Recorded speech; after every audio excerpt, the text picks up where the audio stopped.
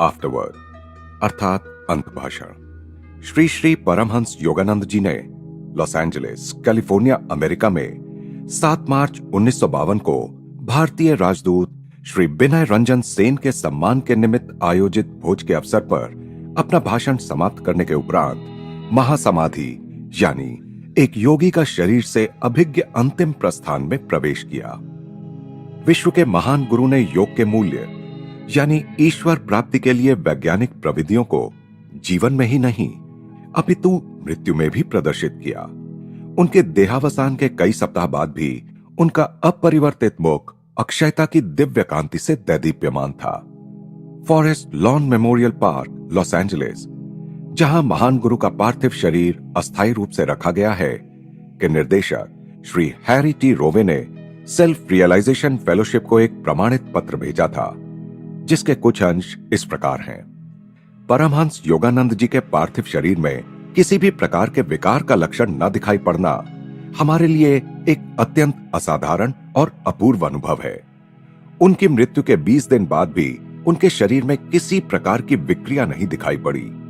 न तो त्वचा के रंग में किसी प्रकार के परिवर्तन के संकेत थे और न शरीर तंतुओं में शुष्कता ही आई प्रतीत होती थी। शवागार के वृत्तीय इतिहास से हमें जहां तक विदित है, पार्थिव शरीर के ऐसे परिपूर्ण संरक्षण की अवस्था अद्वितीय है। योगानंद जी का शव स्वीकार करते समय शवागार के कर्मचारियों को यह आशा थी कि उन्हें शव पेटिका के कांच के आवरण से साधारण वर्धमान शारीरिक क्षय के चिन्ह दिख पड़ेंगे। हमारा विस्मय बढ़ता गया जब निरीक्षण के अंतर्गत दिन पर दिन बीतते गए, किंतु उनकी देह पर परिवर्तन के कोई चिन्ह दृष्टिगत नहीं हुए। प्रत्यक्षतः योगानंद जी की देह निर्विकारता की अद्भुत अवस्था में थी। किसी समय उनके शरीर में तनिक भी विक्रियात्मक दुर्गंध नहीं आई। 27 मार्च को शव पेटिका पर कांसे के ढक्कन को बंद करने के पूर्व योगानंद जी का शारीरिक रूप ठीक वैसा ही था जैसा 7 मार्च को। 27 मार्च को भी उनका शरीर उतना ही ताजा और विकार रहित दिखाई पड़ रहा था जितना मृत्यु की रात्रि को। 27 मार्च को ऐसा कोई लक्षण नहीं दिखाई पड़ा जिससे यह कहा जा सके कि उनके शरीर में किसी भी प्रकार का तनिक भी विकार आया हो। इन कारणों से हम पुनः स्पष्ट करते हैं कि परमहंस योगानंद जी का उदाहरण हमारे अनुभव में अभूतपूर्व है। 1977 में श्री श्री परमहंस योगानंद की महासमाधि की 25वीं वर्षगांठ पर भारत सरकार ने उनके सम्मान में एक अभिनंदनात्मक डाक टिकट जारी किया।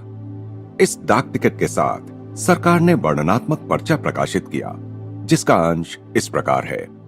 ईश्वर के लिए प्रेम और मानवता की सेवा का आदर्श परमहंस योगानंद के जीवन में पूर्ण रूप से व्यक्त हुआ।